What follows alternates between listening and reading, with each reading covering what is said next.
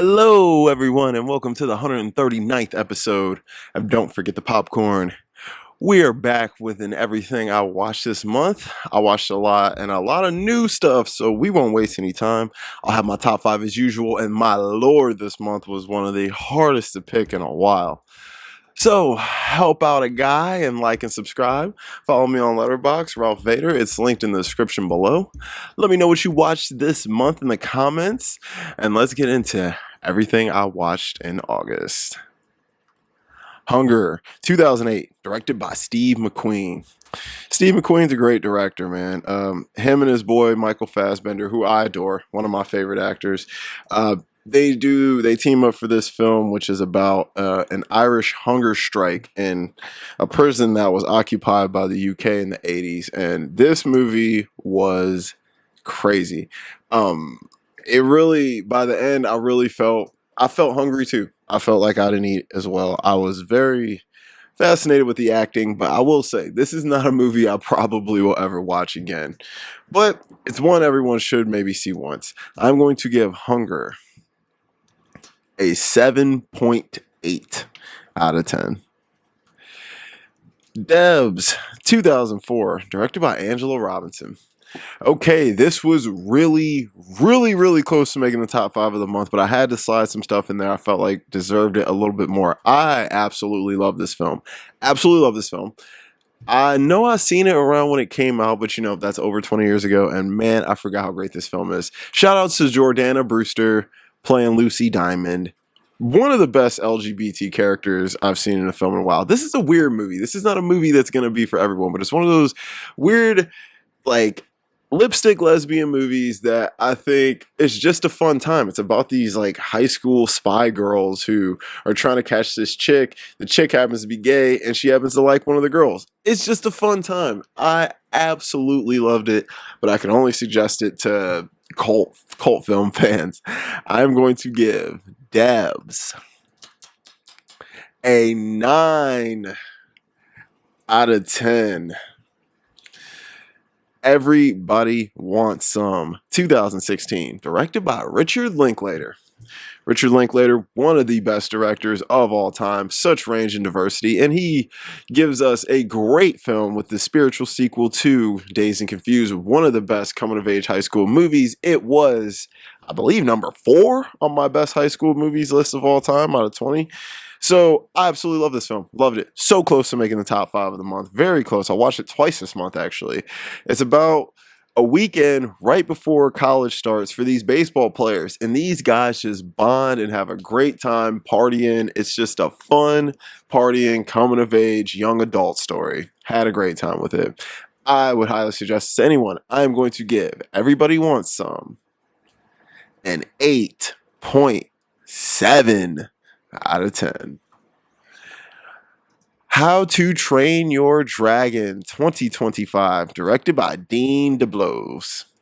Okay, I'm going to tell you right now, the only reason this isn't a top 5 of the month is because it's a remake. That's the only reason. If this was an original IP, oh my God, this movie would probably get a 10 from me. I absolutely loved this remake, and I'm a guy who didn't want to see this. I'm so sick of the remake era. You guys have heard me on this channel. I have denounced the remakes countless times. This one, yeah, I love it. I'm gonna be honest, it's amazing.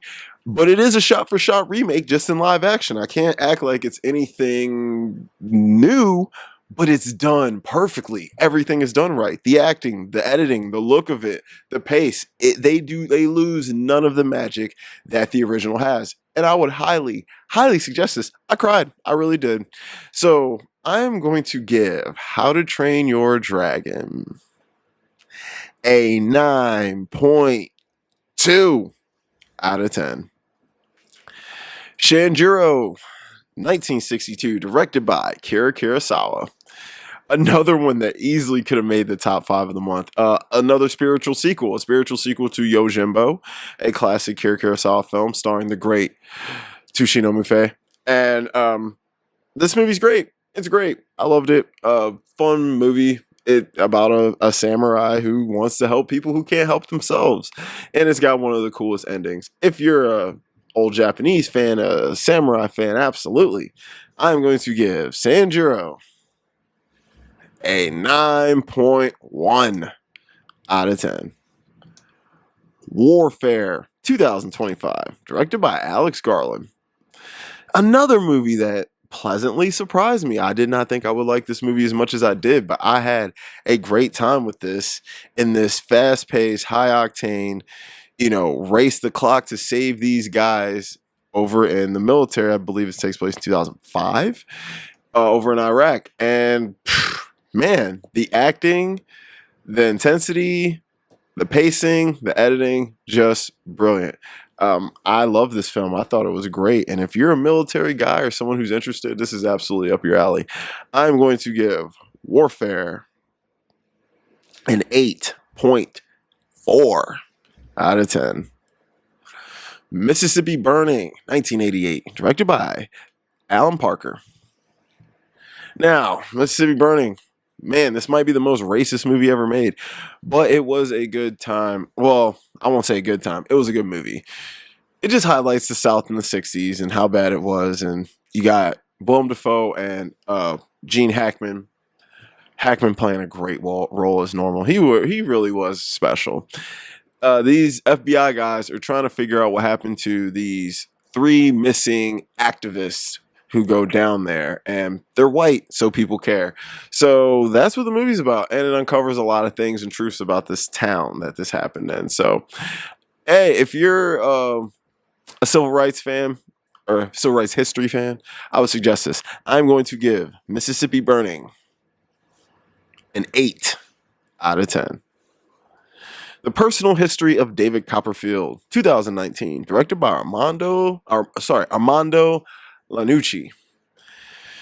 Now, I'm a big Dev Patel fan. I like him. And this movie was pretty good. I had a good time with it. But I mean, I'm going to be honest. I would prefer David Lean's Great Expectations, because that's really what this is. This is a retelling of the classic Charles Dickens novel, which has been retold in many, many adaptations, from cartoons to movies to writings, whatever. It's a great story, and it's actually one of my favorite stories. And I think David Lean still has made the best version of this, but I do love a good Great Expectations adaptation.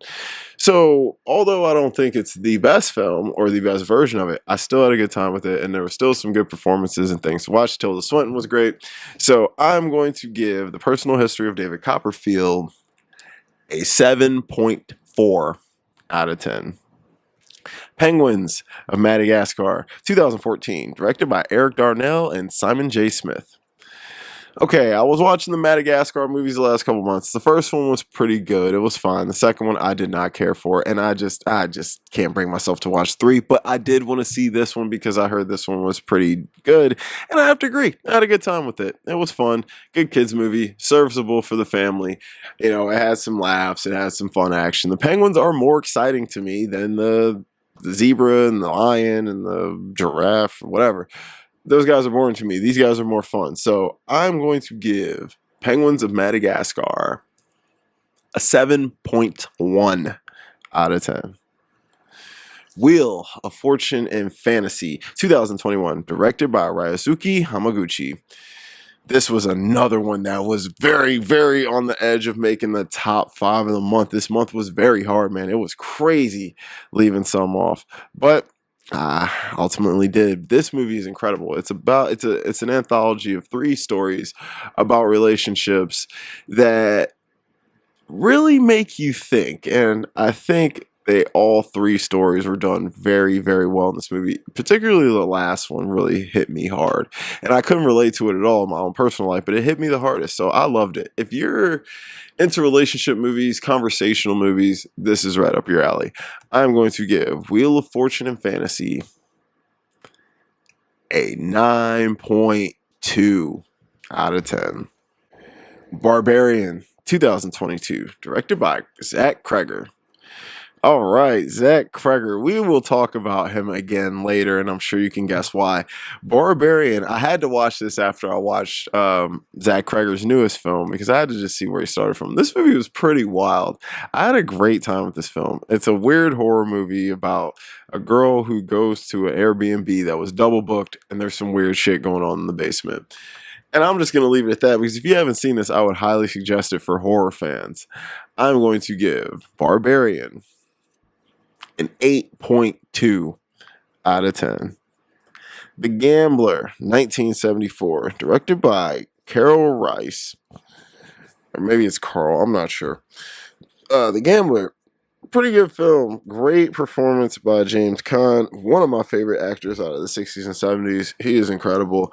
And he is the reason this movie works. Because the movie's just okay. It's about a gambling addict who goes through all this stuff, you know, for his addiction. But the heart and soul of this movie is James Caan. He really brings it in this film.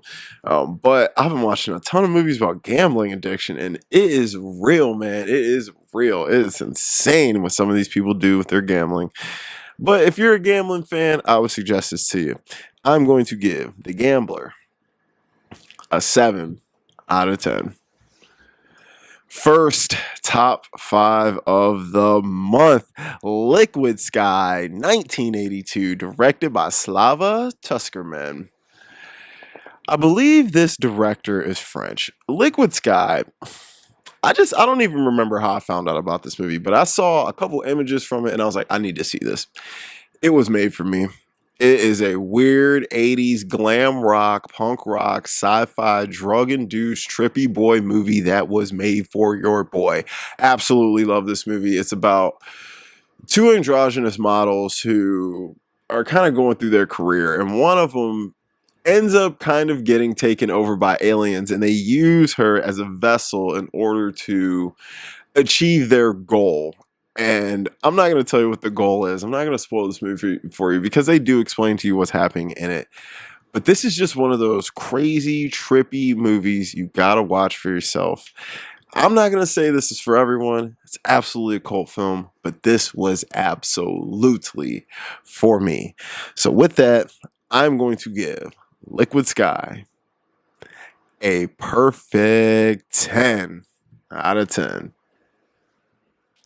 About Ellie, 2009, directed by Ashghar Farhadi. Man, I've really been feeling this director lately out of Iran. About Ellie is a film about a family, group of family and friends who go on a little trip. And something happens and they end up losing one of the girls who comes with them. And a lot of things are revealed while they're trying to find her. This was a good movie. I enjoyed it. It's a fun little thriller kind of mystery film. But I do think the third act falls a little bit flat for me, and I did not like the way he closed it out, but the ride getting there is worth the price of admission.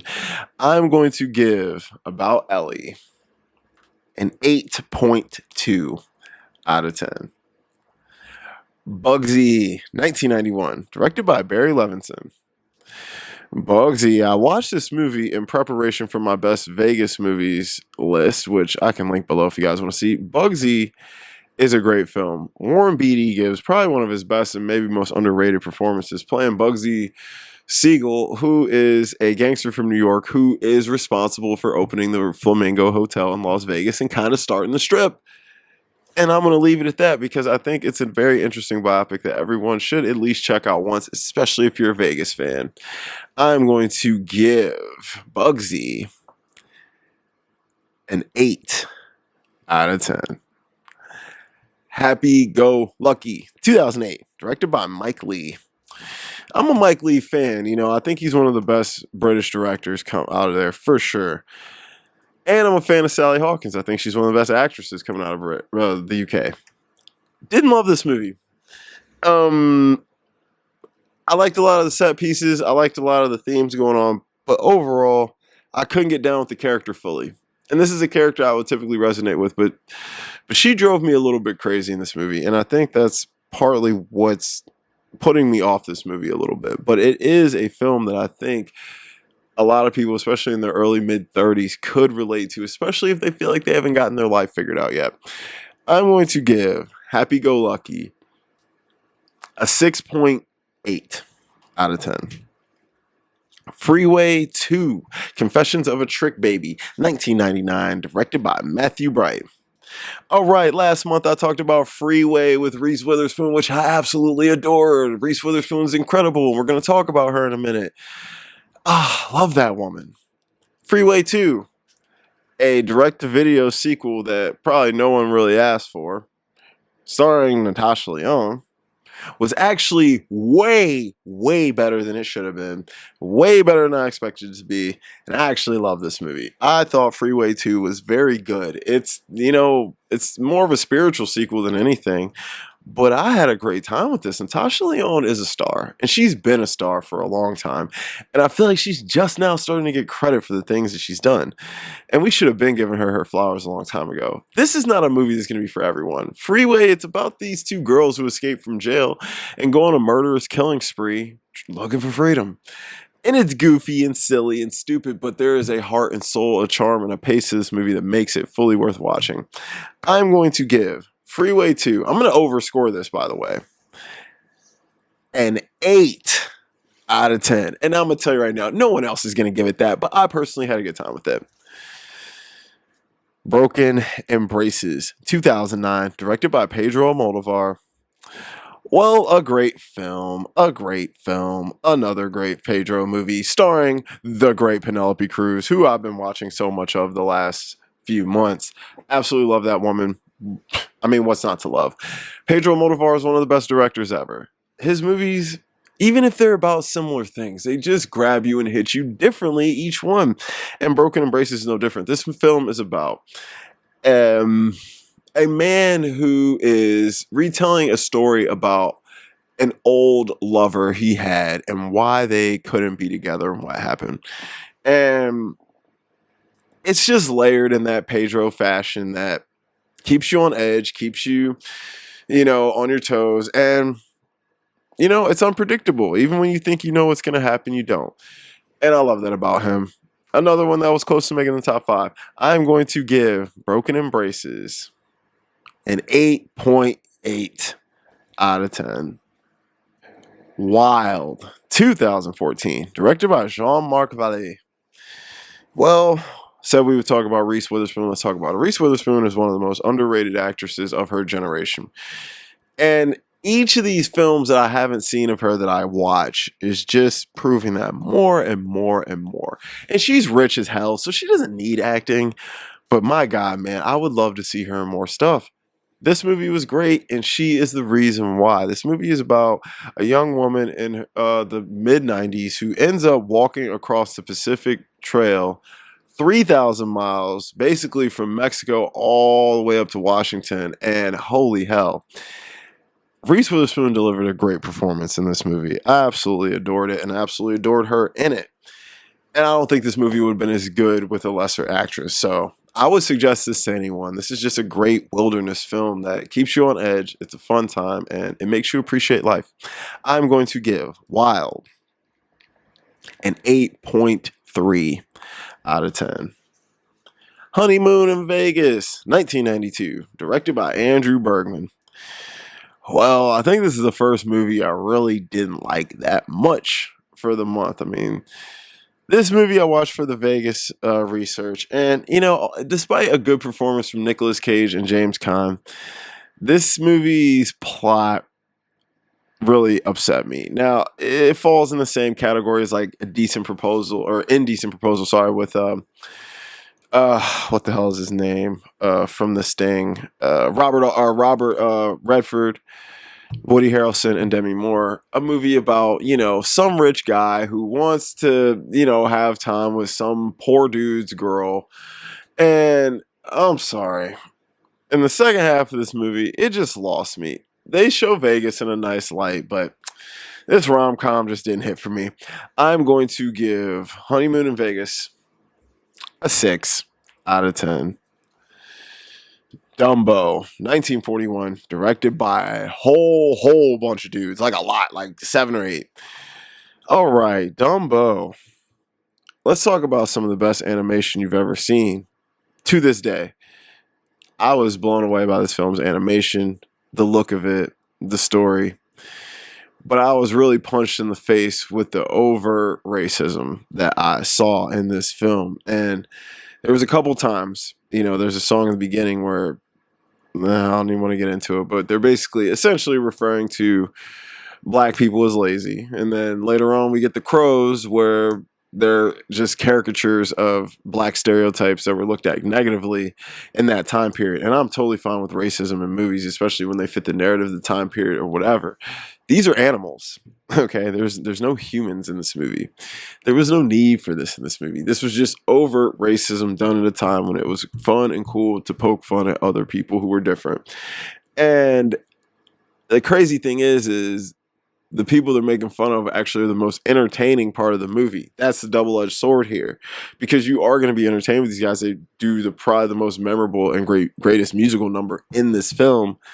But when you think about the history behind it and what was going on in life, it really hurts, So I don't know. I'm glad we've come to a point where this stuff wouldn't be seen, but this day and age we're living in, we never know what we're going to get these days. So I don't know. It's watching movies like this really make you think, especially in the time that we are in. But with having said all of that, this is still a classic Disney film, and it's still one of the best Disney films ever made. So I'm going to give Dumbo an 8 out of 10. Next, top 5 of the month. The Addiction, 1995, directed by Abel Ferrara. Now, I love Abel Ferrara. Abel Ferrara is a great director.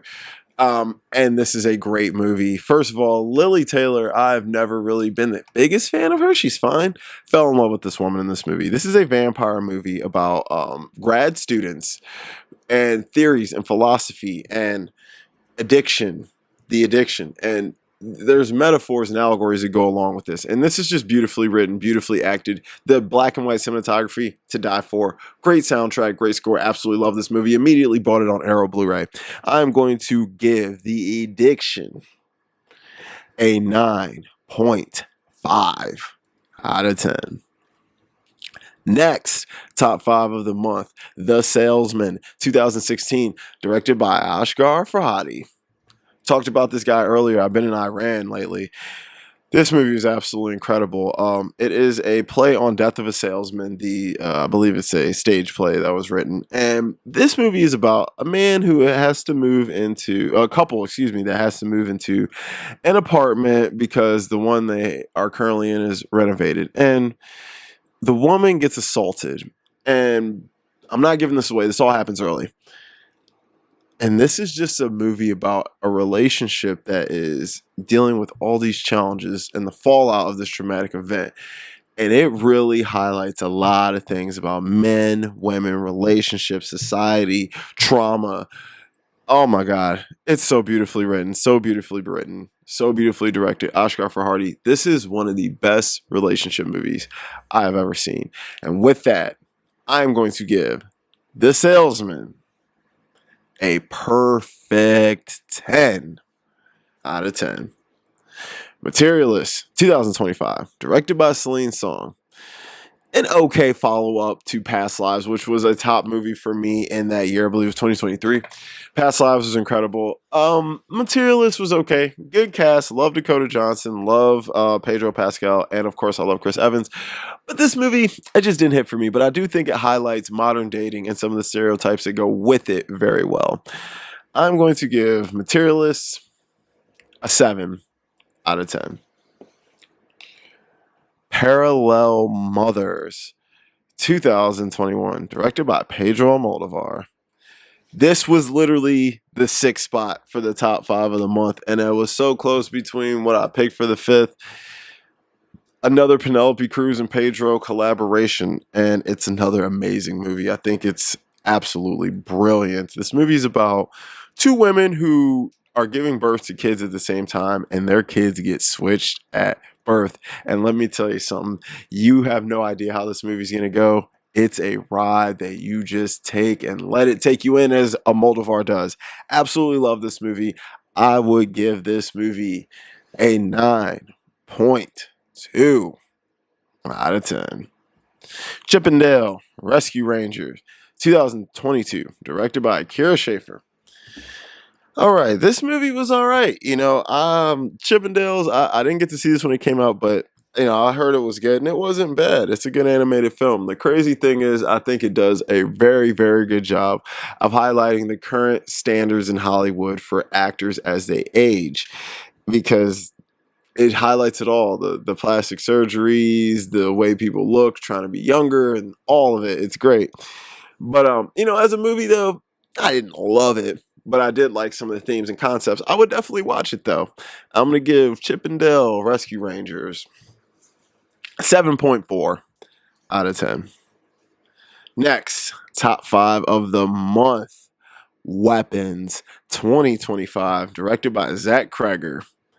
Yeah, I was talking about this guy earlier when we were talking about Barbarian. Weapons is absolutely incredible. It's about these kids who go missing at 2:17 in the morning, and we have no idea what happened to these kids or where they are. And that's all I'm going to say. You need to go see Weapons. If it's still playing in your theaters, just go see it. I absolutely love this. I have a review for this. I will link it below. And in my review, I believe I gave this a 9.3 or 4. So we'll go with a 9.4 out of 10. Eddington, 2025, directed by Ari Aster. Maybe the most intriguing movie I've seen of the year. I've been thinking about this movie a lot. And although it wasn't one of my favorites, it definitely struck a chord with me and made me think a lot. This movie is about a small town and a mayor election in the midst of the COVID-19 pandemic. And I'm going to leave it at that. We get some great performances from Joaquin Phoenix, Pedro Pascal. And I think this is a movie everyone needs to watch because it doesn't tell you how to think or feel. I'm going to give Eddington an 8 out of 10. Last top 5 of the month, F1 2025, directed by Joseph Kosinski. Everybody calling this a Top Gun ripoff. Forget all that noise. This movie is fire, and it's great on its own. Is it similar to Top Gun? Yes, in the way it's paced and plays out, but that's not a bad thing because Top Gun is amazing, right? I love this movie. Brad Pitt, the young kid, what's his name? Desmond? Desmond? The kid from Snowfall. He was great. And of course, my man Javier Bardem. Absolutely love this movie. Fun summer blockbuster. This is what a summer blockbuster should be. And we need these every year. We need more of these every year. And I was all here for it. I'm going to give F1 a 9.3 out of 10. The Dreamers, 2003, directed by Bernardo Bertolucci. This is an interesting French movie from the early 2000s with a young Eva Green performance. It's about these twins who meet this American guy and they take a liking to him, and he ends up moving in with them for a few months. Let's just say this movie has some interesting things going on in it. It's a little strange, but it's one for people who like the weird erotic films. Now, I didn't necessarily love this film, but I do think it's worth watching. I'm going to give The Dreamers a 7.3 out of 10. Elio, 2025, directed by a whole bunch of dudes. Now, I heard a lot of people say they did feel this movie, and I felt this movie. I like this film a lot. I thought the animation was brilliant. I thought it was a fun little story. And, this whole thing with aliens coming to us, it's been a prevalent theme for the last few years. And I think this movie does a nice version of it with kids and dealing with aliens and stuff like that. It highlights lonely kids, parental loss. It has a lot of deep themes in it that I think a lot of people could get a lot of. I'm going to give Elio a 7.8 out of 10. 28 years later, 2025, directed by Danny Boyle. All right, man, this movie was effing crazy. I did like this movie a lot. I think it was done very well. Shout outs to Ray Fiennes, Aaron Taylor Johnson. The kid in this movie was great. But that ending, Jack O'Connell? What? This was the weirdest ending, man, I've seen all year. And I can't lie and say that it didn't knock the score down a little bit. But I would highly suggest this still. This is a great watch coming up for this spooky season. I am going to give 28 Years Later an 8.3 out of 10. Life of Chuck, 2025, directed by Mike Flanagan. Man, I really like this movie. This was another one that was close to making the top 5 of the month. Man, this is a cool story about a man who gets sick, and we go through his life and see how he came to be the person he was. Shout outs to Tom Hiddleston. Didn't know you could dance so well. There is a dance scene in this movie that is to die for. It's amazing. I love it. This was a wholesome, fun movie, an interesting sci-fi fantasy type of movie. And I think everyone should watch this. It's going to be one of the more underrated ones of the year. Truthfully, I think this movie deserves some awards love, but it seems like people are overlooking it. I'm going to give Life of Chuck a 9 out of 10. Bad Guys 2. 2025, directed by Pierre Perifel, sorry. Okay, I like The Bad Guys one a lot. I love The Bad Guys 2. This is the second best animated film of the year, in my opinion, right behind K-Pop Demon Hunters. I had so much fun with this movie. They really, they took this, what happened in the first one, brought it in up to date, made a decent story, added some good new characters, and just kept a simple formula that worked for it. It paced well, it had good action, the animation is tip-top, it's crisp, and the cast, I think they're much better this time around. I would highly suggest this. I love this movie. I'm going to give The Bad Guys 2 an 8.2 out of 10. The Parent Trap, 1998, directed by Nancy Meyers. Now, I hadn't seen this movie in at least 20 years, maybe even longer. And, we're having summer night and decided to watch this film. And, this movie's concept is ridiculous. It's better than the remake or the original, but, as fun as this movie is, as much as it's enjoyable, it's really hard to get on board with what's happening here and how it's going down. And I think that it's just been too much time has passed since I've seen this movie for me to really get the joy out of it that a lot of people did. Now, I'm not saying it's a bad movie. I did enjoy it. And I do think it's a staple in 90s Disney movies. But I don't love it as much as everyone else.